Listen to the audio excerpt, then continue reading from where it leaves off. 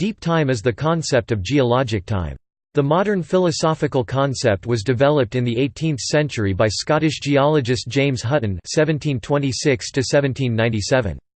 The age of the Earth has been determined to be, after a long and complex history of developments, around 4.55 billion years.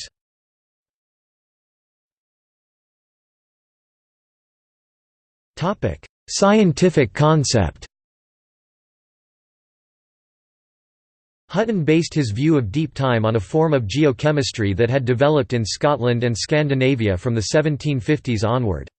As mathematician John Playfair, one of Hutton's friends and colleagues in the Scottish Enlightenment, remarked upon seeing the strata of the angular unconformity at Siccar Point with Hutton and James Hall in June 1788, "The mind seemed to grow giddy by looking so far into the abyss of time." Early geologists such as Nicholas Steno (1638–1686) and Horace Benedict de Saussure (1740–1799) had developed ideas of geological strata forming from water through chemical processes, which Abraham Gottlob Werner (1749–1817) developed into a theory known as Neptunism, envisaging the slow crystallization of minerals in the ancient oceans of the Earth to form rock. Hutton's innovative 1785 theory, based on Plutonism, visualized an endless cyclical process of rocks forming under the sea, being uplifted and tilted, then eroded to form new strata under the sea. In 1788 the sight of Hutton's unconformity at Siccar Point convinced Playfair and Hall of this extremely slow cycle, and in that same year Hutton memorably wrote, "We find no vestige of a beginning, no prospect of an end."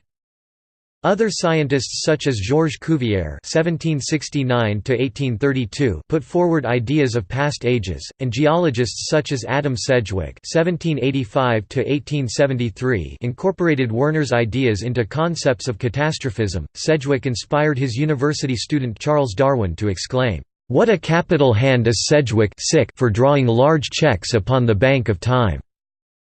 In a competing theory, Charles Lyell in his Principles of Geology 1830–1833 developed Hutton's comprehension of endless deep time as a crucial scientific concept into uniformitarianism.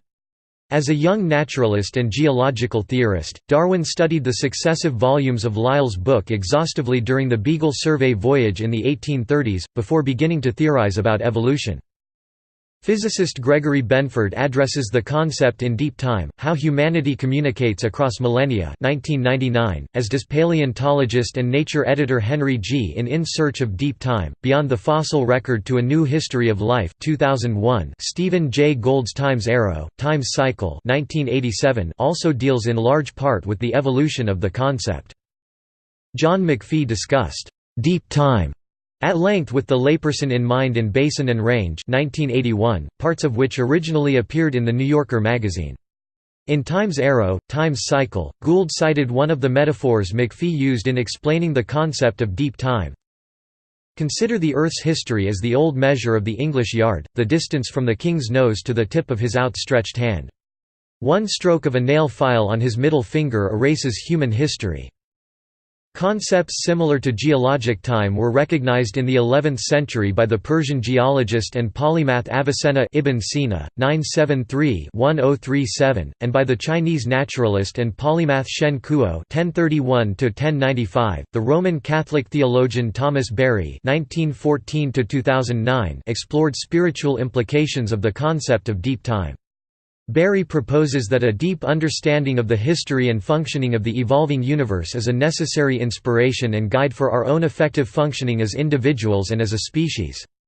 This view has greatly influenced the development of deep ecology and ecophilosophy. The experiential nature of the experience of deep time has also greatly influenced the work of Joanna Macy and John Seed. H.G. Wells and Julian Huxley regarded the difficulties of coping with the concept of deep time as exaggerated. "The use of different scales is simply a matter of practice," they said in The Science of Life 1929. "We very soon get used to maps, though they are constructed on scales down to 100 millionth of natural size. To grasp geological time, all that is needed is to stick tight to some magnitude which shall be the unit on the new and magnified scale. A million years is probably the most convenient. To grasp its meaning once and for all by an effort of imagination, and then to think of all passage of geological time in terms of this unit."